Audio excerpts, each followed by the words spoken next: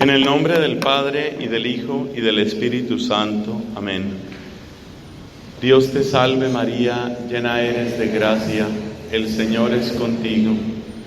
Bendita tú eres entre todas las mujeres, bendito es el fruto de tu vientre, Jesús.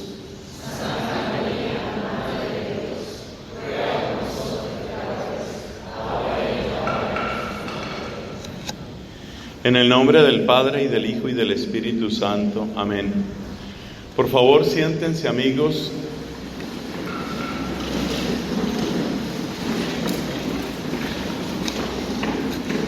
En nuestra predicación anterior hablábamos de Domingo, Santo Domingo de Guzmán. En esta ocasión vamos a hablar de Catalina, Santa Catalina de Siena.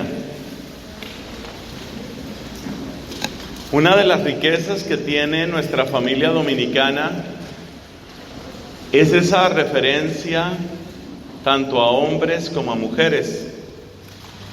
Y usualmente los autores que escriben sobre estos temas coinciden en decir que el gran modelo para nosotros los varones será siempre Santo Domingo. La gran referencia para la mujer es Santa Catalina.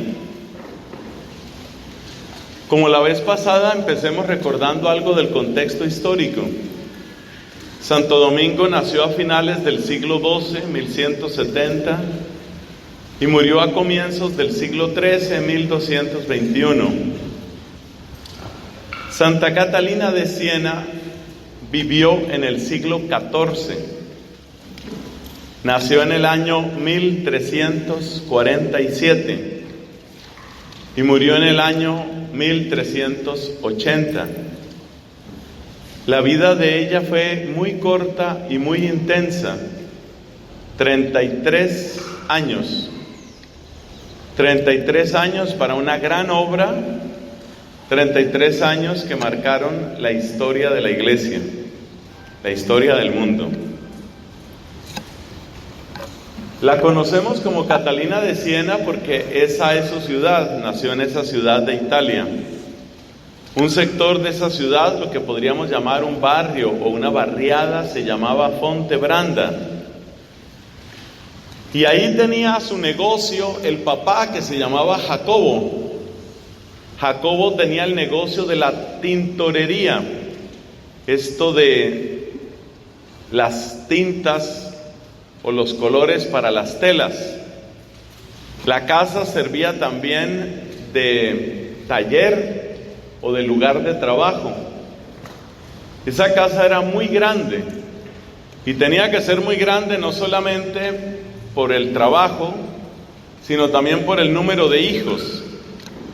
La esposa de Jacobo era Lapa, y entre Jacobo y Lapa tuvieron 24 hijos. Precisamente la hija número 24, la menor de todas, fue Catalina. Esa casa yo tuve ocasión de visitarla, realmente es una casa muy muy grande, como tenía que ser. Pero también hay que recordar que en aquella época la gente se casaba muy joven. Eso quiere decir que algunos también iban saliendo de casa, de los mayores. La costumbre con respecto a las chicas era que se casaban hacia los 13, 14, 15 años de edad. Puede decirse que la única demora para casarse era que la niña fuera capaz de ser mamá. Prácticamente cuando ya se desarrollaba como mujer, ya quedaba lista para casarse. Siena en aquella época era una ciudad floreciente por el comercio y era una ciudad en la que por consiguiente había mucho cambio de dinero, de poder, circulación de personas, todo lo cual significa que acertar en un buen matrimonio, un matrimonio estratégico, era algo que interesaba no solo ni principalmente a los muchachos o a las niñas, sino a las familias. Dicho con palabras más cortas, eran las familias las que arreglaban los matrimonios. Y una buena mamá en aquella época tenía que enseñar muy pronto a la hija a que se arreglara, a que fuera muy bonita. Había toda una industria de maquillaje, una impresionante industria de maquillaje, con los materiales que hubiera en aquella época.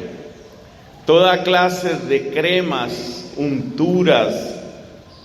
Es decir, uno sabe que actualmente hay muchísimas cosas, pero leyendo de las descripciones de ese tiempo, uno ve que esa industria tiene mucha antigüedad.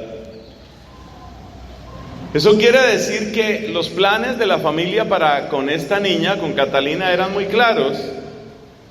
Apenas llegara a los 12, 13 años, pues que se pusiera muy hermosa para que fuera muy atractiva y para que fuera muy fácil encontrar un buen partido y de esa manera siguiera creciendo la familia. Esos eran los planes de esta familia. La familia Benincasa, ese es el apellido del papá, Jacobo Benincasa. Pero junto a esas realidades mundanas y un poquito de vanidad, también había otro aspecto, un aspecto cristiano muy profundo. Resulta que en la casa de Catalina, Jacobo había acostumbrado a los hijos a que escucharan con frecuencia vidas de santos. Utilizaban como material de lectura un libro que se llamaba La Leyenda Áurea, de un dominico llamado Jacobo de Vorágine, y leían vidas de santos con bastante frecuencia.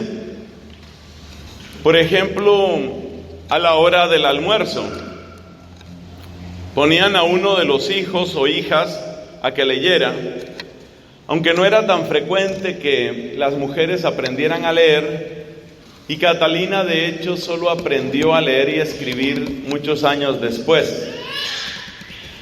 Entonces, pues ese era el hogar, un hogar cristiano, según la usanza de la época, un hogar piadoso donde se oían historias de santos, y un hogar que, como la mayor parte de los hogares de clase media y de clase alta en Siena, tenía aspiraciones muy claras con respecto a los hijos. Esas aspiraciones muy claras consisten en ¿qué? Consisten en que haya pronto un matrimonio, un buen matrimonio, y entonces aumente el patrimonio también de la familia. Todo muy normal. Todo muy normal, salvo que Dios parece que tenía otras ideas. Cuando Catalina tenía unos 6 o 7 años de edad y bajaba por una de las colinas que rodean a la ciudad de Siena, tuvo una de sus primeras experiencias espirituales. Lo que sucedió, según se cuenta, es que ella vio a Jesús. Ella vio a nuestro Señor Jesucristo. Jesucristo tenía ropas de sacerdote. Era una imagen inmensa, majestuosa, que estaba sobre la gran iglesia de Siena, iglesia que subsiste hasta el día de hoy. Jesucristo aparecía sobre la gran iglesia de Siena, muy grande, con vestiduras de sacerdote, la miraba directamente a ella y le daba una bendición. No hubo ninguna palabra, pero sí intercambiaron sus miradas. La mirada de Jesús impactó profundamente el corazón de esta niña, hasta el punto de que ella nunca entendió su vida de otra manera sino ser de Cristo. Lo único que tenía sentido para ella era ser de Cristo. Y aún antes de conocer formas de vida consagrada en la iglesia, Catalina ya se veía a sí misma como novia de Cristo y luego como esposa de Cristo. Esa mirada del Señor y ese sentido de que yo pertenezco a Él hicieron que esta niña empezara a tomar un comportamiento un poco extraño, sobre todo a los ojos de la mamá. La mamá, ya les dije, se llamaba Lapa, y la mamá, como muchas mamás, tenía grandes planes para su hija. Entonces la mamá ya tenía organizada la vida de la hija. Y cuando Catalina empieza a recluirse en oración, a quedarse largos tiempos en la iglesia, siendo una niña realmente. La mamá ve que eso está un poco raro, pero de todas maneras sigue con el proceso que ella consideraba que era el normal, el natural y el mejor.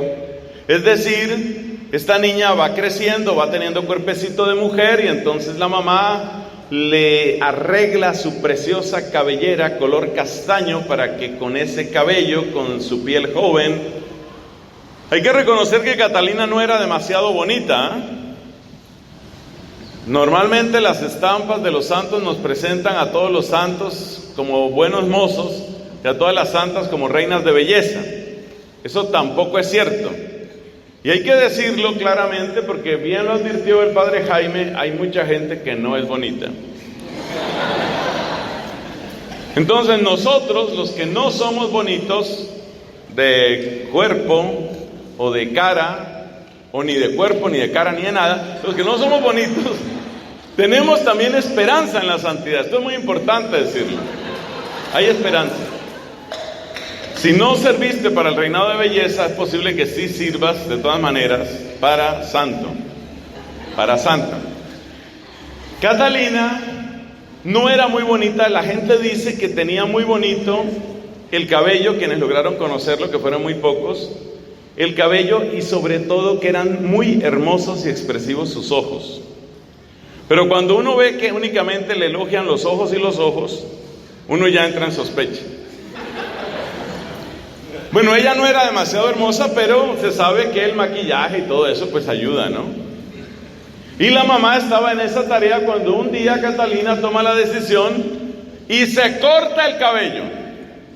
Su hermosa, preciosa cabellera color castaño ha sido cortada por la niña rebelde. Y ella se pone una especie de gorro en su cabeza. Y entonces la mamá encuentra a la hija con ese extrañísimo gorro en su cabeza. La niña podía tener 12, 13 años o una cosa parecida. La mamá se escandaliza y le dice: ¿y ese gorro qué llaman? Y entonces aparece la realidad de que ella ha cometido ese terrible crimen de cortarse un cabello que no iba a crecer tan fácilmente. Bueno, esta anécdota familiar tiene importancia porque es como un acto de independencia y de rebeldía hasta cierto punto de ella. Ahí entra una serie de tensiones con la familia, porque obviamente hay el disgusto de la mamá, que ya tenía los planes para la hija, pero la manera como reaccionan es como castigándola. Sobre todo algo así como: si usted no quiere lo que nosotros queremos, que era que usted se casara y se casara pronto, entonces vamos a recargarla de trabajo, de manera que la convirtieron prácticamente en una empleada sin sueldo en su propia casa. Catalina asume eso de una manera muy paciente, y mientras tanto su vida se va llenando más y más de oración. Un día el papá, que parece que era como más piadoso, un poco más espiritual que la mamá por lo que vemos, un día el papá se pone a mirar a la hija que estaba haciendo oración en uno de los sótanos de la casa. Ya les dije que era una casa que más parecía un pequeño edificio. Se pone a mirar a la hija, a Catalina, y entonces ve que encima de la cabeza de ella hay una especie de luz, y a él le parece ver como una paloma que está sobrevolando la cabeza de su hija. Él no entiende mucho, pero él se da cuenta que la niña no es simplemente rara, no es simplemente caprichosa. Él se da cuenta de que hay algo que está sucediendo con su hija, y como máxima autoridad de esa casa, Jacobo toma la decisión de que nadie más debe perturbar las oraciones o penitencias que haga esta jovencita. Entonces ella empieza una vida realmente muy radical, una vida muy radical de prolongadísima oración, de muchos ayunos, de mucha vigilia. Empieza a hacer una especie de ejercicio espiritual brutal. Podríamos decir que es como una persona que entrara al gimnasio, pero exigiéndole el máximo a su cuerpo, solo que ella le exigía a su cuerpo y a su alma a través de los ayunos y las vigilias y toda clase de penitencias para su cuerpo, pero además con esa prolongadísima oración. Sin embargo, no es una persona nerviosa, inquieta, agresiva, aislada, huraña. Es una persona dulce, es una persona amorosa, es una persona servicial, pero es una persona repleta de oración. Repleta, es una cosa que si uno no supiera que ella tenía ese temperamento, uno diría, esta persona está huyendo de algo, esto es algo patológico. Aquí hay un elemento de discernimiento, hermanos, que yo creo que es interesante. Hay personas que pueden buscar la vida espiritual o que pueden refugiarse en la religión como una manera de huida de sus problemas, como una manera de huida del mundo real. Y ese es un discernimiento que es difícil. Cuando la persona se mete en la religión tan de lleno, huyendo de otras cosas, presenta unos síntomas. En cambio, cuando se va a la religión, pero no está huyendo, presenta otros síntomas. Y ahí tal vez tenemos una primera enseñanza que nos va a dar Catalina. En realidad ya hay varias que las iré recogiendo más adelante. Porque resulta que cuando una persona se está refugiando en la religión, si esa persona, tú le intentas perturbar su vida, sus costumbres, sus rutinas, como decimos, la persona reacciona de una manera agresiva o distante. En cambio, si la persona realmente está metida de lleno en la religión, pero no está huyendo ni de su realidad ni del resto del mundo, entonces no tiene una reacción agresiva, ni amarga, ni distante, sino una reacción dulce, servicial y llena de mansedumbre. Y ese era el caso de Catalina. Con esto quiero decir que estamos ante uno de esos casos en los que la psicología y la espiritualidad se ven exigidas al máximo. Encontrarse una persona con un perfil psicológico tan supremamente extraño sería un desafío para cualquier especialista, para cualquier profesional de aquella época o de nuestra época. Y a veces es muy difícil saber si una persona está simplemente huyendo de su mundo para meterse en la religión o en sus grupos o en sus cosas, o si la persona realmente está enamorada de Jesucristo. Pero ya encontramos un criterio. Cuando el amor es lo que está moviendo a la persona, entonces la persona tiene la capacidad, tiene la disposición para ser amable, para ser dulce, para ser servicial. Y ese era el caso de Catalina. Ella estuvo en ese proceso de aislamiento y de mucha penitencia y de mucha oración en una pequeña habitación de su casa. Este servidor hace unos años tuvo ocasión de ir a esa casa que ha sido restaurada y pude ver la habitación en la que ella vivió prácticamente como ermitaña. Estuvo en esa habitación, no solo en esa casa, sino en esa habitación durante muchísimo tiempo. Esa habitación fue de alguna manera su desierto, fue su lugar de oración, su lugar de estudio, su lugar de formación. No es una habitación demasiado pequeña, pero tampoco es demasiado grande. Yo creo que equivale un poco como al área que tenemos aquí, lo correspondiente a este color en esta cancha. No es demasiado grande. Bueno, estaba en ese mundo de tantas oraciones y de tanta cercanía con Cristo, cuando un día Cristo le dice, mira, es necesario que salgas. A esas alturas de la vida, Catalina se había acostumbrado a su vida de soledad, de silencio y de mucha oración. Y por eso ya para ella el hecho de salir y de ayudar y de servir a otras personas le parecía por lo menos extraño. Entonces ella le pregunta al Señor que por qué sucede eso. Y el Señor le dice, mira, es necesario que tú subas al cielo con dos alas, el amor a mí, pero también el amor al prójimo.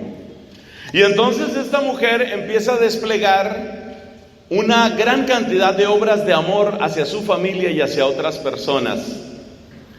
Ella es considerada patrona y protectora de las enfermeras en Italia, porque una de las cosas que ella hizo fue ayudar a muchos de los que estaban afectados por la peste. Es el momento para comentar un poco de lo que sucedía fuera de esa casa, porque prácticamente todo lo que hemos contado es lo que le pasaba a ella dentro de su casa. Bueno, el año en el que ella nació, el año 1347, Es un año en el que estaba terminando una terrible peste, una terrible entrada de la peste, llamada peste negra en Europa.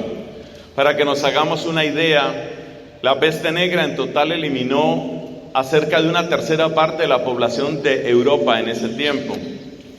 Eso significa que en un país como Colombia, que debe tener algo así como unos 45 o más millones de habitantes, es como si murieran 15 millones de personas en mi país. Haz la proporción para tu ciudad, para tu país o para tu familia. Estas terribles entradas, estas terribles epidemias eran muy mal comprendidas en aquella época. Recuerden que estamos hablando de un tiempo en el que no había antibióticos, en el que ni siquiera se conocía que había bacterias, microbios, virus, nada de eso. La gente miraba muchas veces las epidemias como castigos de Dios. La gente no entendía por qué pasaban estas cosas. Incluso se producían actos de levantamiento supersticioso contra algunos sectores de la población. Por ejemplo, en una de esas entradas de la peste, la gente le echó la culpa a los judíos. Decían que eran los judíos los que estaban envenenando las fuentes de agua, y por eso hubo lugares donde la población se amotinó en contra de los judíos y los echaron o los castigaron o los mataron. Esto muestra el nivel de superstición, de ignorancia y de pánico. Otras personas se encontraron con unos cuadros de muerte tan espantosos que la gente literalmente pensaba: ha llegado el fin del mundo, se va a acabar todo. Hubo pueblos en los que moría tanta gente, en los que se contagiaban y morían tantas personas, que no había quien enterrara y los cadáveres se pudrían en las calles. Hubo pueblos que tuvieron que ser abandonados por los pocos que no se habían contagiado, dejando los muertos sobre las camas, en las sillas o tirados en las calles. Otras personas enloquecidas por no encontrar una explicación y por ver todo lo que estaba sucediendo, iban por calles o iban por caminos gritando de una manera desesperada y nerviosa a todos los demás que pudieran oírles: hagan penitencia, porque ellos sentían que esa peste que se describía o que estaban viviendo correspondía a lo que describe el libro del Apocalipsis. Ustedes saben que el libro del Apocalipsis habla de pestes. Entonces había personas que pensaban: están llegando las pestes del libro del Apocalipsis, se va a acabar todo, todos nos vamos a morir, el Señor Jesucristo ya viene, debe estar muy cerca, ya va a llegar Cristo, ¿qué vamos a hacer? Somos unos pecadores, llegó el juicio final. Ese era el ambiente de pánico que se vivía. La peste entró varias veces a Europa.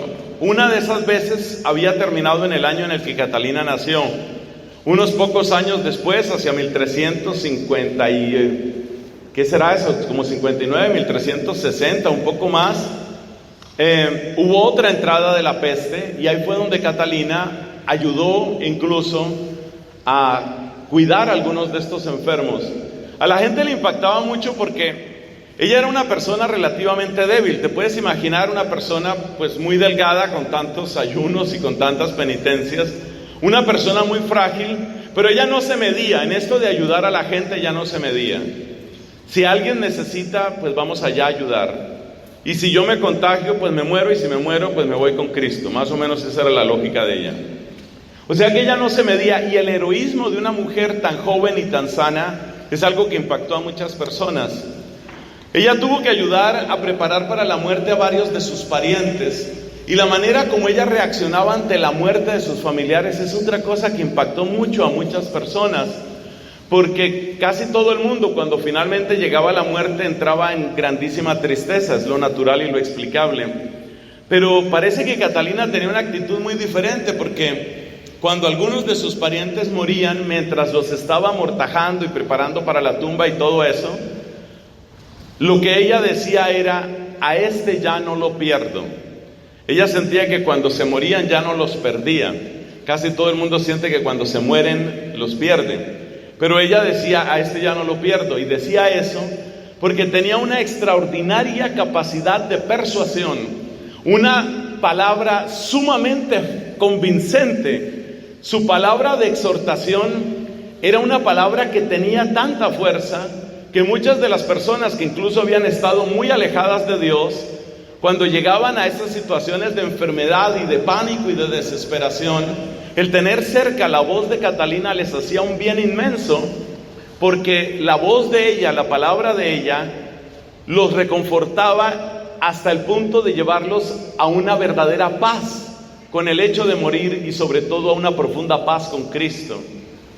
Esa fue una de las ocasiones en las que apareció el poder de la palabra de esta mujer. Un poder que luego se destacó en muchas otras cosas. Y aquí conviene recordar qué fue lo que sucedió. A ver, ella llevaba muchos años de silencio, pero su silencio no era un silencio vacío. Su silencio era un silencio de amistad y de amor con Cristo. Su silencio era el silencio que podemos identificar con aquella escena en Betania, cuando Cristo estuvo con Marta y María. Ustedes recuerdan que una mujer llamada María se sentaba a los pies de Cristo y oía atentamente. Pues esa era Catalina. El silencio de Catalina no era el silencio vacío, por ejemplo, el silencio del budismo. El budismo predica mucho el silencio, pero el silencio budista es un silencio de vacío. El silencio de Catalina es un silencio para llenarse de Cristo.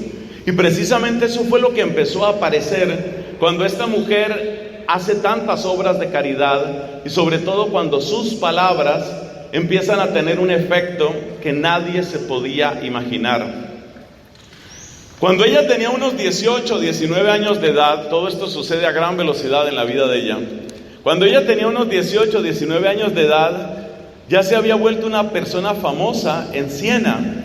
Y era famosa precisamente porque muchas personas se acercaban para escucharla. Es decir, ya hacía realmente una labor de predicadora. A sus 18 años ella era predicadora. ¿Predicaba dónde? Pues predicaba en su casa.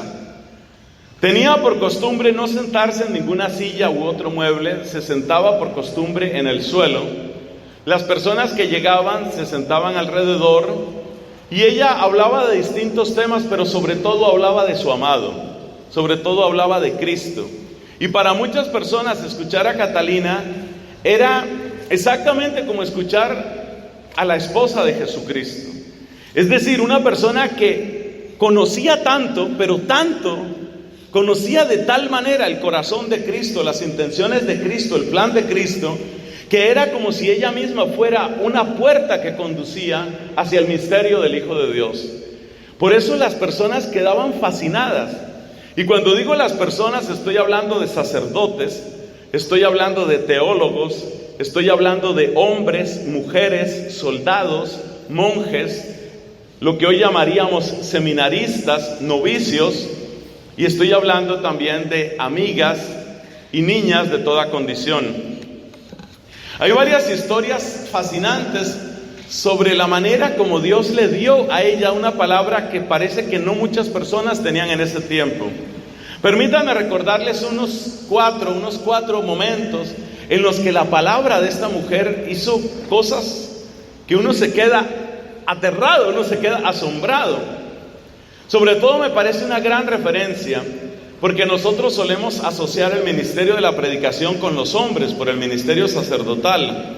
Pero es bueno saber que Dios ha querido también que a su manera y desde su propia condición, muchas mujeres, y entre ellas brilla Catalina de Siena, tengan un poder absolutamente único en su palabra. Había dos amiguitas, hermanas entre sí, dos hermanas, que eran muy famosas en la ciudad de Siena. Ustedes saben que la psicología humana parece que ha sido más o menos la misma en todas las épocas. Y ustedes saben que hay personas que marcan la moda, marcan el estilo. Entonces estas dos hermanitas, que parece que eran así como de clase alta, eran ese tipo de personas que si ellas se hacían la trenza de no sé qué modo, después todas las niñas de Siena querían hacerse la trenza de ese modo. Y si ellas se ponían la pulsera de este modo, entonces todas las chicas en Siena querían ponerse la pulsera de ese modo. O sea, eran muchachas que marcaban tendencia. Si hubiera habido Twitter en aquella época, seguramente tendrían miles y miles de seguidores, por lo menos en Siena. Eran personas muy superficiales porque el mundo de ellas era ese, el mundo de telas, ropas, joyas, perfumes, peinados. Y un poco por curiosidad, esto le sucedió a varias personas, más por curiosidad que por otra cosa. Algunas de estas dos chicas entraron en contacto con Catalina. Y resulta que empezaron a conversar a eso de las 2, 3 de la tarde. Lo maravilloso es que Catalina no toma una actitud simplemente de regaño, pero tampoco toma una actitud, digamos, de dejarlas en sus costumbres. Es difícil describir qué era lo que pasaba cuando ella hablaba, pero el hecho es que ella empieza a conversar con estas niñas que eran expertas en esos temas del mundo. Catalina no sabía mucho de esos temas del mundo, sabía de otros temas. Empieza a hablarles y a medida que les va hablando, pues estas muchachas tuvieron como un retiro espiritual esa mañana o esa tarde. Y la gente se quedó aterrada porque muchísimos las conocían. O sea, todo el mundo sabía que ellas eran las que marcaban la moda, el peinado, la tendencia, el accesorio. Y de repente estas chicas empiezan a vivir de otra manera. Y empiezan a vivir de otra manera es que se desprenden de todo eso. Llevan una vida mucho más sencilla, desconectada de esa mundanidad. Y empiezan a frecuentar la iglesia y empiezan a buscar de Cristo. Lo impresionante es que todo eso sucedió con una conversación. A mí me cuesta trabajo saber o imaginar qué pudo haber sucedido ahí. Pero lo que parece es que durante tantísimo tiempo de oración y de amor, realmente Catalina, como una esponja, se llenó del Espíritu de Dios. Había algo que tenía en su palabra. Y me parece tan hermoso porque luego hemos encontrado otras personas así. A mí me hace acordar lo que sucedió siglos después con Rosa de Lima, sabiendo que Rosa era una persona muy hermosa y muy reconocida en el Perú de aquella época. Y realmente lo de Rosa de Lima es otra cosa que es impresionante. Yo digo esto porque estoy convencido de que en la medida en que Dios va tomando los corazones y sobre todo los corazones jóvenes, puede hacer cosas absolutamente portentosas. Es decir, la juventud que tú tienes, la belleza que tú tienes, es también un instrumento precioso en las manos de Dios. Todos sabemos lo que sucede cuando una persona aparentemente mundana realmente se vuelve hacia el Señor con toda fuerza y con todo amor. Y eso pasa con los hombres y pasa con las mujeres. Una persona indudablemente tan conocida y apreciada y una persona de gran belleza física como este señor Verástegui, pues que Eduardo Verástegui, que para muchas personas es una gran referencia de belleza masculina y de estilo y de todo eso, te diga que le fascina el rosario, que hace adoración al Santísimo y que él considera que la castidad tiene todo el sentido del mundo, es algo que tiene muchísima fuerza, muchísima fuerza. En Colombia tuvimos una historia muy bonita con una mujer alta, lindísima, reina de belleza llamada Amada Rosa Pérez. Amada Rosa Pérez, ustedes pueden buscar su historia en internet. Una mujer muy hermosa, muy bonita, modelo de esas de calendario y todas esas cosas. Y ella tiene un encuentro con Dios y empieza a predicar el lenguaje provida y empieza a predicar el rosario. Y empieza a decirle especialmente a los jóvenes y a las jóvenes en dónde está la verdadera alegría y dónde está la verdadera belleza. Yo tengo la esperanza de que ese tipo de obra del Espíritu también suceda mucho entre ustedes. Que a partir de los talentos, a partir de la belleza, a partir de la juventud que ustedes tienen, sean grandes testimonios. Porque el efecto es simplemente maravilloso. También tu belleza, también tu sonrisa, también tus ojos son lenguaje de Dios. Y eso se ve en una persona como Catalina. Entonces les estaba contando historias de cosas que le sucedieron a ella. Y una muy famosa fue el de estas chicas trendy, estas chicas que marcaban tendencia y que sin embargo con una sola conversación cambian radicalmente. Y por supuesto las mismas familias por una parte quedan agradecidas, porque claro, ese ritmo de superficialidad y de vanidad no acabará bien, pero luego quedan también asombrados. Otro caso sucede con un fraile, un famoso fraile franciscano que era doctor en teología, y como otras personas, él también empezó a sentir una desconfianza y un espíritu de burla con tanta fama que iba adquiriendo esta muchachita, porque es que Catalina no tenía 20 años cuando suceden estas cosas que les digo. Cuando ella tenía esa edad y había tanta gente que la seguía, incluyendo algunos sacerdotes que iban allá a hacerle consultas, a pedirle oraciones y a escucharle sus meditaciones, cuando esto sucedía, entonces este franciscano entra en una actitud de burla, y tal vez fue él u otra persona quien inventó el término caterinatos. Los caterinatos, que se puede traducir en español como los encatalinados. Entonces era una manera de burlarse, ¿no?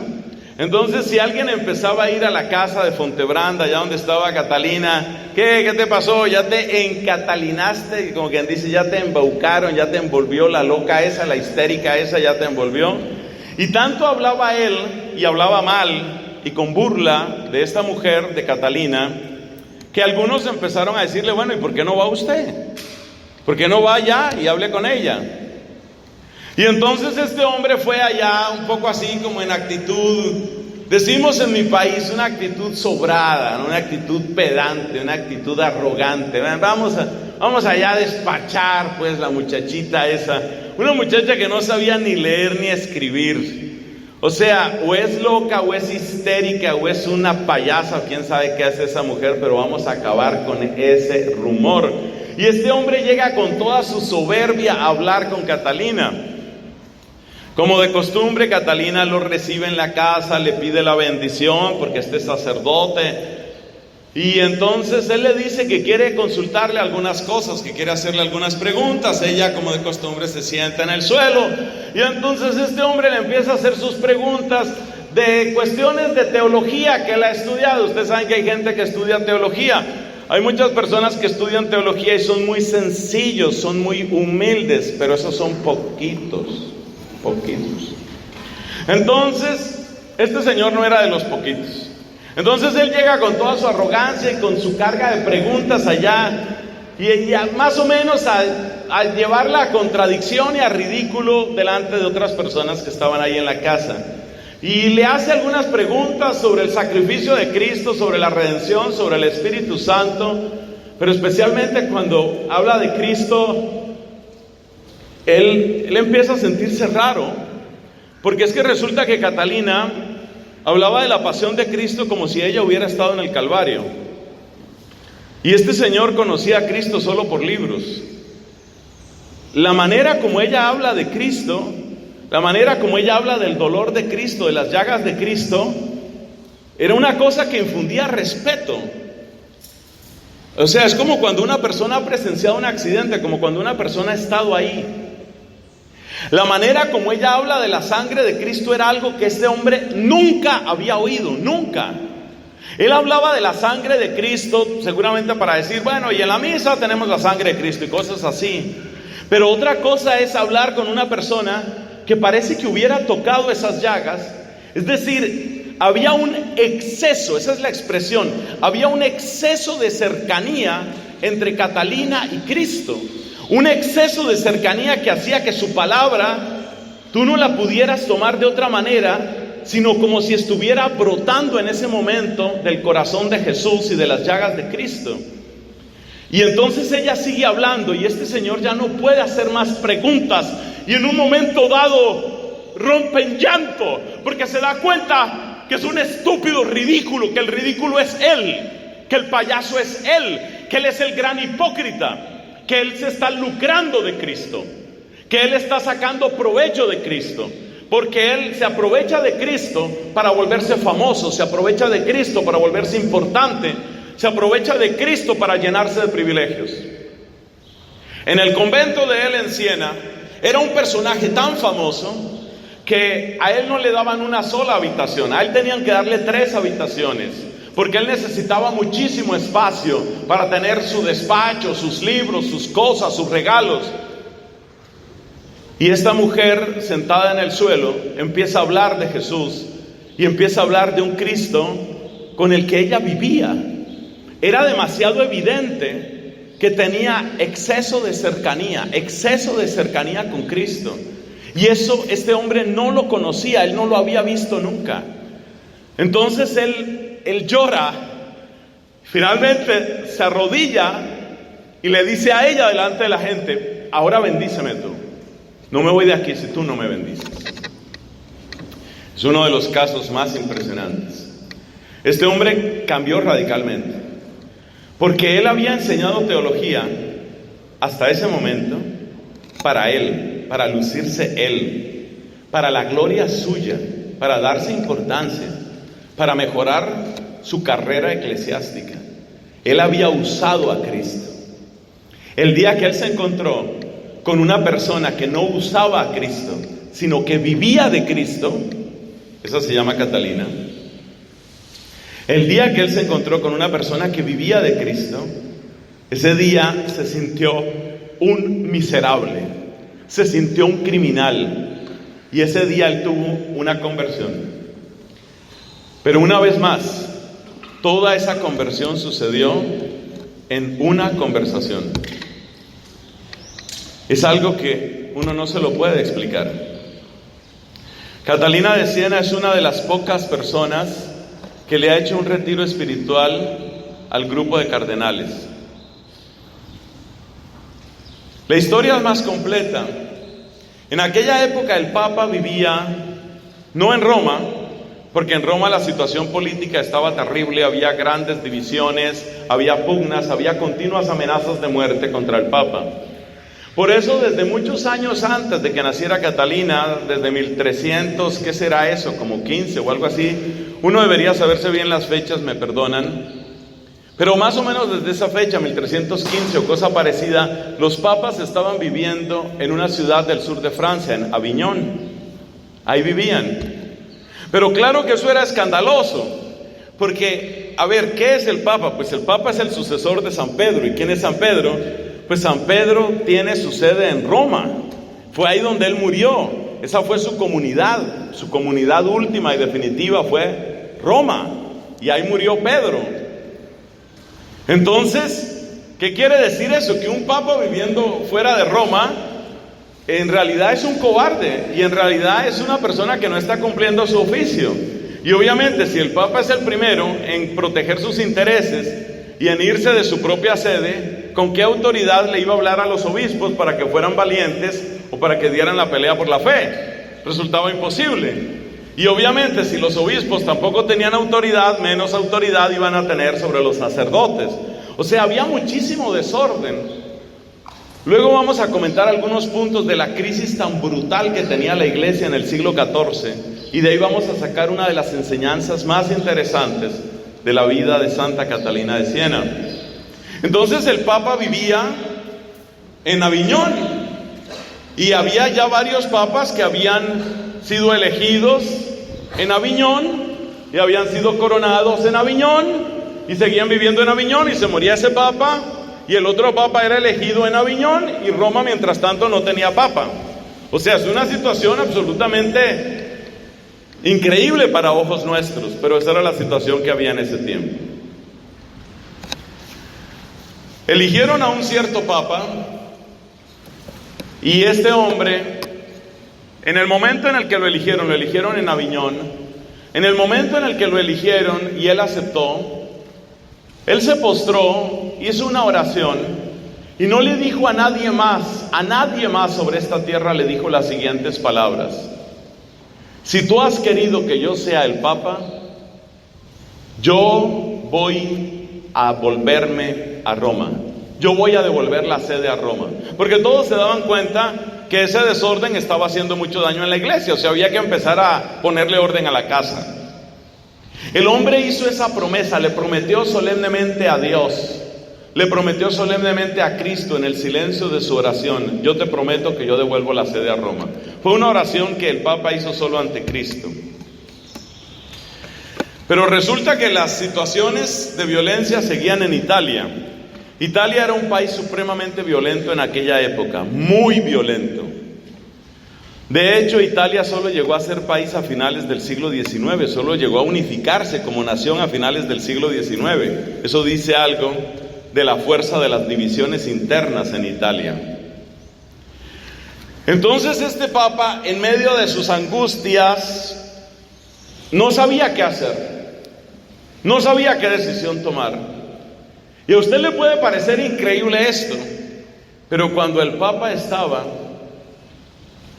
en la ciudad de Génova, no tan lejos de Aviñón, ahí estaba también Catalina. La historia es más larga, pero no podemos dar aquí todos los detalles. El Papa llegó a Génova y ahí estaba también Catalina. Edad de Catalina en ese momento, unos 25 años, una cosa parecida. Y el Papa no sabía qué hacer.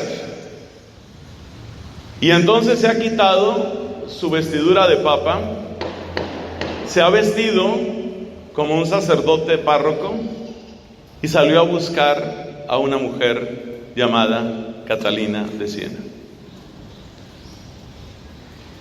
Usted por favor dimensione eso. Este es el Papa.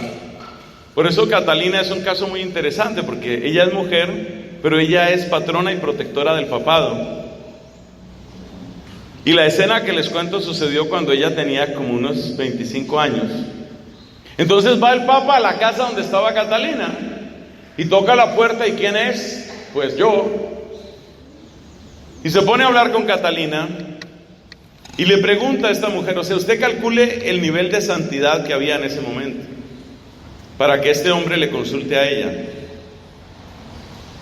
Y entonces le dice, ¿y qué hago entonces?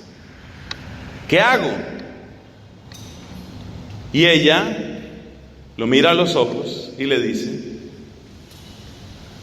santidad. ¿Por qué me pregunta qué debe hacer? Usted ya le prometió a Cristo que usted quería volver la sede a Roma. El hombre se queda aterrado porque él jamás le había dicho eso a nadie. Es un caso de los dones del Espíritu Santo. Y efectivamente el Papa vuelve a Roma. Ese mismo Papa, dándose cuenta de la manera como esta mujer hablaba, por eso ella es patrona de predicadoras, dándose cuenta de la manera como ella hablaba, la llamó en otra ocasión para que le hablara a todos los cardenales.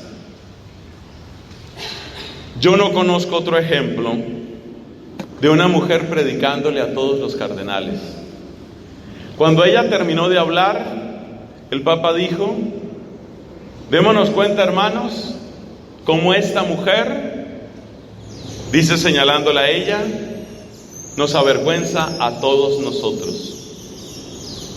Ese es el poder de la palabra de Catalina. El poder de esa palabra es tan profundo, y este es el último ejemplo que quiero dar, y luego ya tratamos de sacar conclusiones y aplicaciones para nosotros.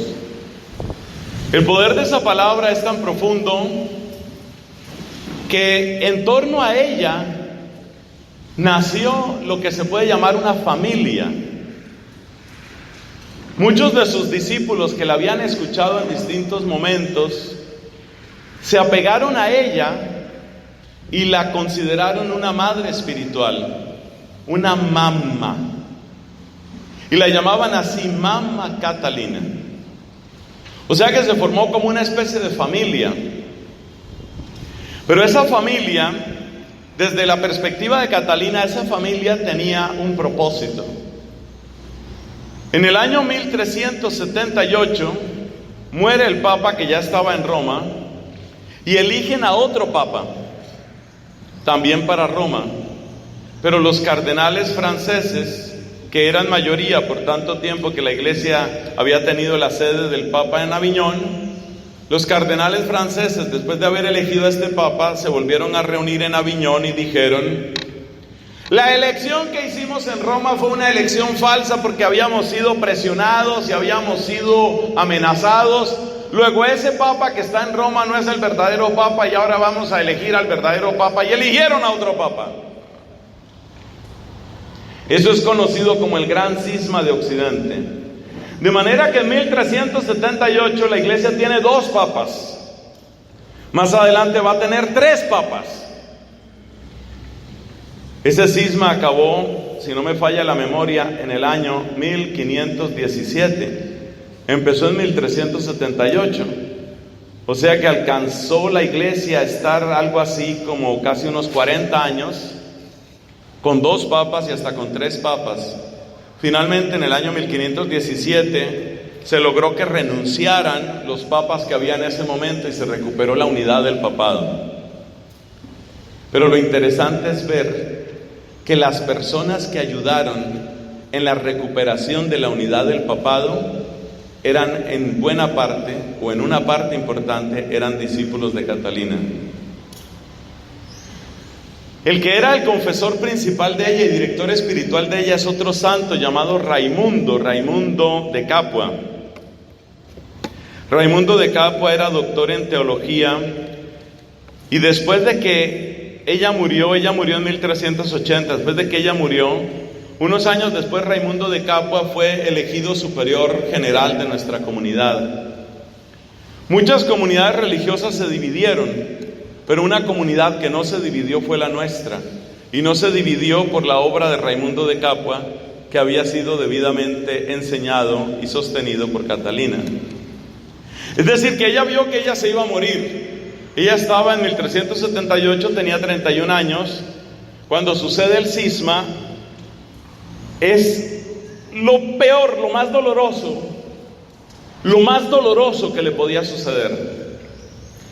Desde que estalla el cisma, ella se consagra totalmente por recuperar la unidad de la iglesia. Una frase famosa de ella es: entiendan que si me muero de amor por la iglesia. Si me muero de amor por la iglesia. Otra frase famosa de ella es: la mía natura es fuoco, mi naturaleza es fuego. Cuando estalla el cisma en 1378 y hay un papa en Roma y otro papa en Aviñón, ella se da cuenta que el papa verdadero es el de Roma. Pero incluso hubo santos que estuvieron equivocados. En otro momento les comentaba en la homilía de ayer que les hablaba de San Vicente Ferrer. San Vicente Ferrer estuvo confundido y al principio San Vicente apoyó al papa de Aviñón. Era un santo, pero se equivocó. Y una persona que le ayudó a salir del error fue nuestra santa Catalina de Siena. De manera que Vicente Ferrer se dio cuenta de su error y entonces empezó a apoyar al Papa de Roma, y eso también hizo muchísimo bien. Pero ese bien tuvo su origen en una mujer llamada Santa Catalina. Catalina escribió cartas a los cardenales franceses, los que habían elegido al antipapa, el de Aviñón. Esas cartas se conservan. Son las cartas más violentas que ustedes se puedan imaginar, dentro de un cierto respeto. Es impresionante oír a una persona que es un volcán. Es oír a un volcán del Espíritu Santo diciéndole a esas cabezas, a esos cardenales: usted sabe que está mintiendo. Así le habla ella al cardenal, a uno de ellos. Usted sabe que está mintiendo, usted sabe que está exponiendo su salvación eterna, usted sabe que está traicionando a Cristo, usted lo sabe. Ese es el lenguaje de ella. Es una mujer de una verdad, de una fuerza absolutamente increíble. Gracias a Dios, las oraciones de ella y las personas que ella preparó ayudaron a reparar el cisma. Y yo soy un convencido de que el renacer de la iglesia a partir del siglo XV tiene mucho que ver con Catalina de Siena. Cuando las comunidades religiosas, especialmente nosotros los dominicos, pero también agustinos, franciscanos y otros, cuando las comunidades religiosas lograron sobrevivir a ese cisma que terminó en 1517, una cosa quedó clara: tenemos que volver a los caminos de la santidad. Por eso a comienzos del siglo XV, es decir, 1400, yo todo el tiempo he dicho 1517, ustedes no me han corregido, es 1417. Si le dije que era 30 y tantos años, usted no se deje impresionar porque yo grite. Usted tiene que corregirme, es 1417. Vayan y borren ahí el cassette donde dije 1517. 1417. Por esa razón, en el siglo XV, 1417 y años siguientes, empieza un movimiento de reforma extraordinario en las comunidades. Eso tuvo un efecto muy especial. Porque como sabemos bien, en el año 1492 viene el descubrimiento de América. Y eso quiere decir que los religiosos franciscanos, dominicos, jesuitas, agustinos, unos que prácticamente no existen ahora, los jerónimos, todos esos que vinieron aquí venían de un movimiento interno de purificación y de reforma. De manera que nosotros, los latinoamericanos, somos grandes beneficiados de Catalina de Siena, porque la recuperación que tuvo la iglesia cuando se pudo reparar el cisma, y repito, ella tuvo buena parte que ver, ya muerta, tuvo buena parte que ver en eso. La recuperación que tuvo la iglesia cuando se reparó el cisma hizo que muchas comunidades religiosas tomaran acciones profundas y serias para reformarse. Y la reforma de estas comunidades religiosas hizo que llegaran a nuestras tierras muchos de los mejores religiosos que habían conocido esas comunidades. Eso quiere decir que todos estos jesuitas, que ustedes han oído de las misiones aquí, la chiquitanía y todo esto, todos estos jesuitas que llegaron acá, a tierras de Bolivia, a tierras del Paraguay, todos estos jesuitas que venían en esos proyectos de las reducciones y de las misiones, todos esos jesuitas eran de los mejores jesuitas que ha tenido esa comunidad en toda su historia. Y los dominicos que llegaron a nuestras tierras, por ejemplo, los que llegaron al Perú, los que llegaron a México, los que llegaron a mi país, eran grandes santos. Muchos de esos santos provienen de ese movimiento de reforma que hunde sus raíces en los comienzos del siglo XV, es decir, 1400 y tanto. Eso quiere decir que nosotros salimos beneficiados de eso. Cuando te pones a pensar cuál es la extensión de Latinoamérica, y te pones a pensar que la gran mayoría de este continente es católico, con un catolicismo amenazado hoy, actualmente, pero es católico, de inmediato descubres algo. Tiene que haber habido mucha santidad en lo que llegó aquí, porque ese fenómeno no se ha producido en ninguna otra parte, Bueno, saquemos algunas enseñanzas. Lo que más impacta de esta mujer es dos cosas. Primero, una extrema cercanía con Jesucristo. Lo que dicen todos los que la conocieron es parecido a lo que se dice del mismo Cristo. Nunca habíamos oído que nadie hablara así. La manera de hablar de ella era demasiado impactante. Y esa manera de hablar provenía de una cercanía extrema con Jesús. Ella tuvo una cantidad de experiencias místicas, entre las cuales se cuenta un matrimonio con Cristo, un intercambio de corazones entre Cristo y ella. Ese tipo de cosas uno siente que son ciencia ficción, hasta que empieza a oír los testimonios de las personas que la oyeron. Y la manera como habla la gente que la oyó, dice, eso no era fantasía. Realmente había algo demasiado especial que le había sucedido a ella. Entonces, estamos hablando de extremada cercanía y estamos hablando de una palabra poderosa de una mujer. Una mujer que no se apoya en nada, salvo su bautismo. En nada se apoya ella. Jamás presenta un solo título porque no lo tenía. Jamás presenta aspiraciones como las de algunas religiosas, así, bueno, no me hagan hablar de esas que dicen, vamos a ver la ordenación de mujeres, la ordenación de mujeres, la ordenación de mujeres. No, ella no necesita ordenación de mujeres. Ella tiene su bautismo y ella tiene a Cristo. Ella tiene el poder de Cristo. Entonces, en la síntesis, ¿qué es lo que hace tan cautivante, tan impresionante a Catalina de Siena? La extremada cercanía y el poder de la palabra. Esas son las dos cosas. Es muy difícil encontrar otra persona así. Aunque ha habido otras mujeres de extraordinaria santidad, yo les invito a que ustedes conozcan más mujeres santas. Una mujer que también predicaba y que era impresionante en su lenguaje es Brígida, Santa Brígida de Suecia. Una mujer, entre otras cosas, de lo más carismático que ha existido, con unas visiones y con unas cosas impresionantes. Santa Brígida de Suecia. Si quiere conocer otra mujer así, deslumbrante, que uno dice, bendito sea Dios que ha hecho semejante portento en una dama. Esa otra mujer se llama Hildegarda de Bingen, con B grande, G-E-N, Bingen, Hildegarda de Bingen. Esta mujer fue abadesa, compositora, doctora de la iglesia, autoridad en medicina.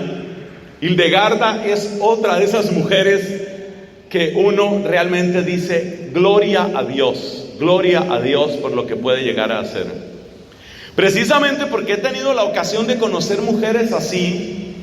Bueno, todos conocemos otras mujeres más cercanas a nosotros, como una Teresa de Calcuta, pero precisamente porque he conocido mujeres así, ahí es donde yo digo, ¿qué planes maravillosos tendrá Dios también para estas mujeres que están aquí?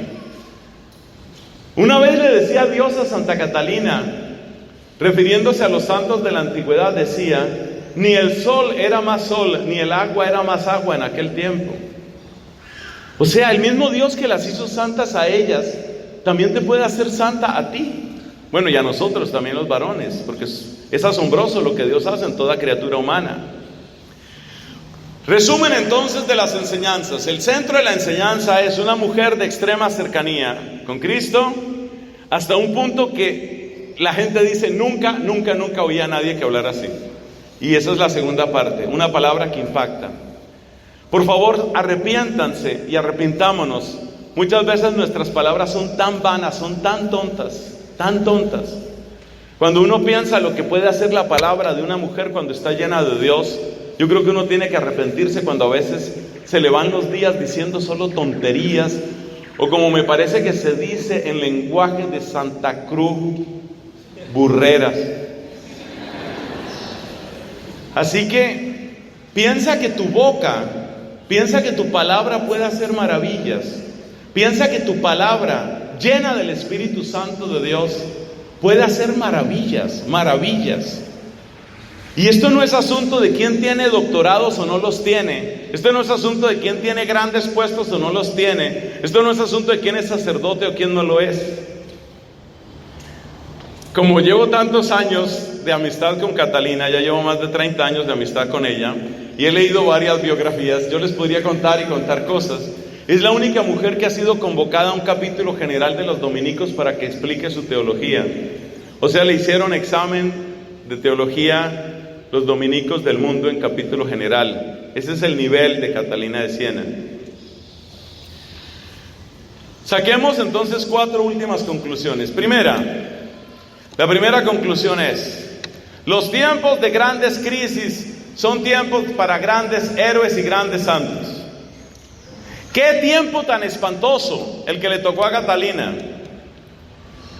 Dios le contaba a ella, como le ha pasado también al Padre Pío en unos siglos después. Dios le contaba a ella a veces de los pecados de las personas.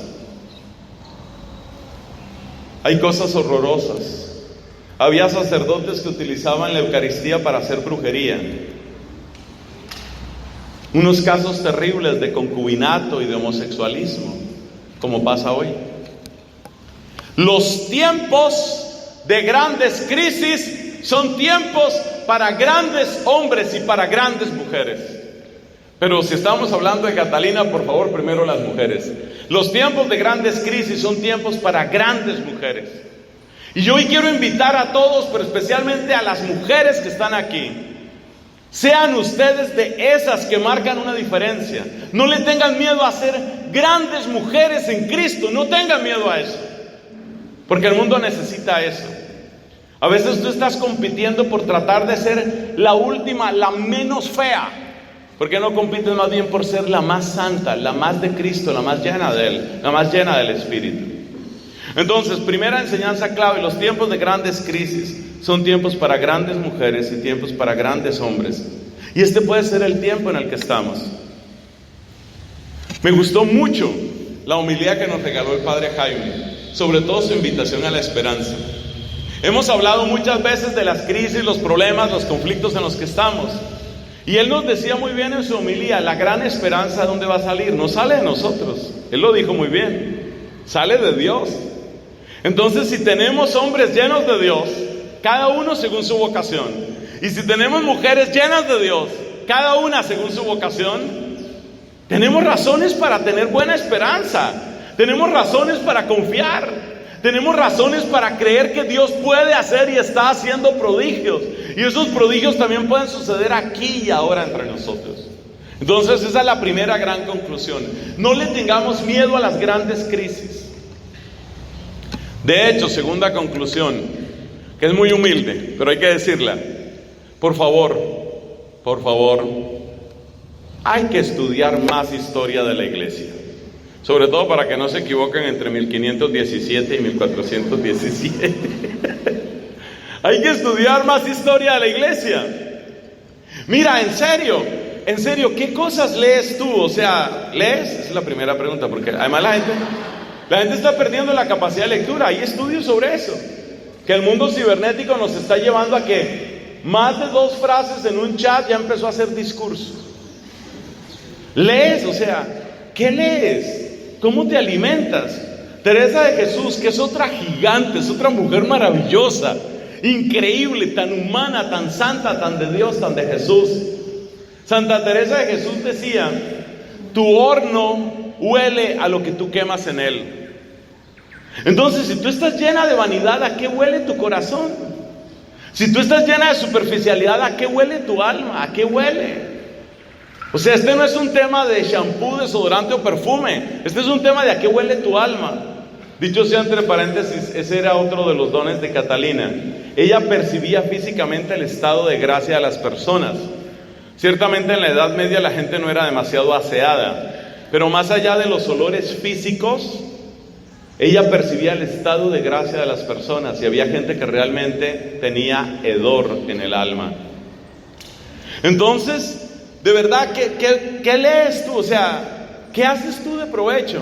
Bueno, está bien, reconozcamos que lo de la lectura a veces es difícil, a todos nos puede costar trabajo. Ok, entendido, a todos nos puede costar trabajo.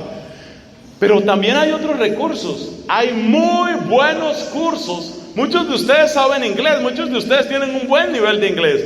Hay muy buenos cursos católicos de historia de la iglesia en inglés. Por ejemplo, en YouTube, son completamente gratuitos. Tú puedes formarte en esto. Últimamente ha surgido mucho un canal de YouTube que se lo voy a recomendar a todos. Ese canal se llama Tecton. Letra T de tetero, E, K de kiosco, T otra vez de tetero, O-N, Tecton. Tecton es un canal español que ha crecido muchísimo. Hasta donde yo vi la última vez iba acercándose a los 200,000 suscriptores. Y todos los santos días te están contando historias muchas veces poco conocidas de santos. Te están dando datos de teólogos, te están dando datos del catecismo, te están dando inspiración moral, te están dando consejos para tu familia. Es muy bueno, muy bueno.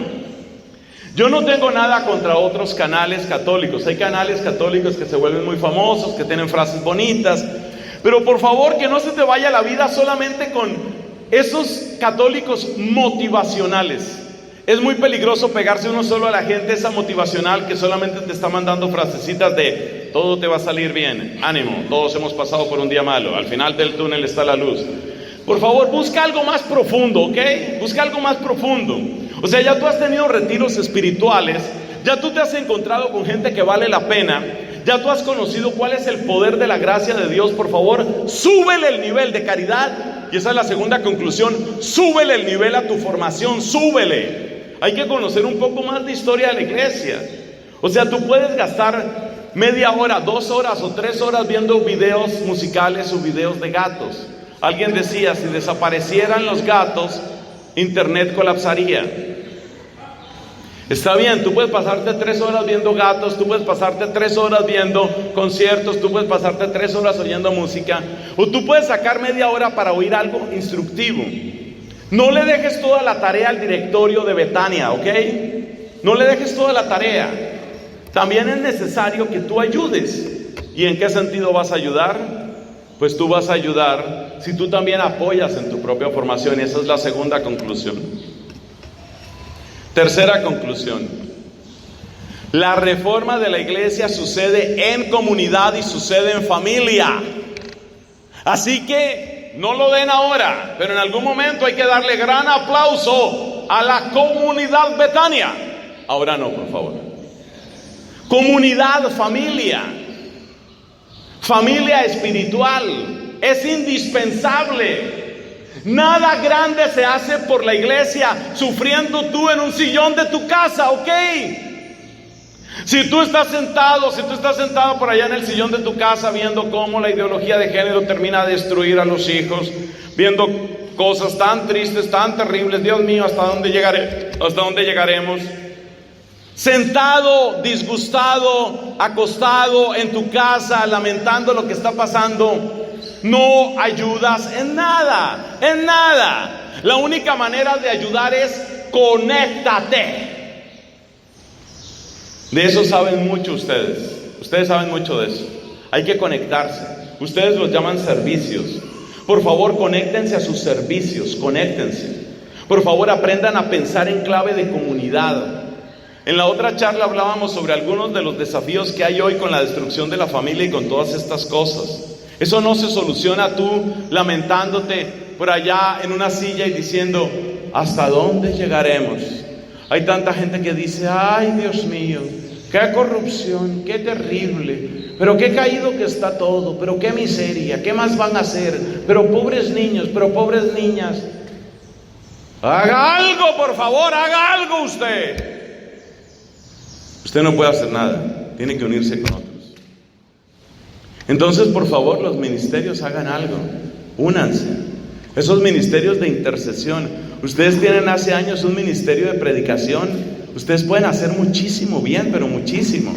Obviamente hay que llenarse de Dios como estos santos, pero ustedes pueden hacer muchísimo bien. Ustedes pueden impactar a mucha gente. O sea, tú imagínate una o dos Catalinas de estas llegando a un colegio. O sea, tú imagínate una mujer que esté así repleta de Dios y que llegue a un colegio. Imagínate lo que puede causar. Imagínate esto en un retiro espiritual. Entonces necesitamos mejorar el nivel de formación. Otra conclusión que... ya ese lo habíamos dicho. El tercero era la familia. A ver, ¿cuáles son? Venga a ver.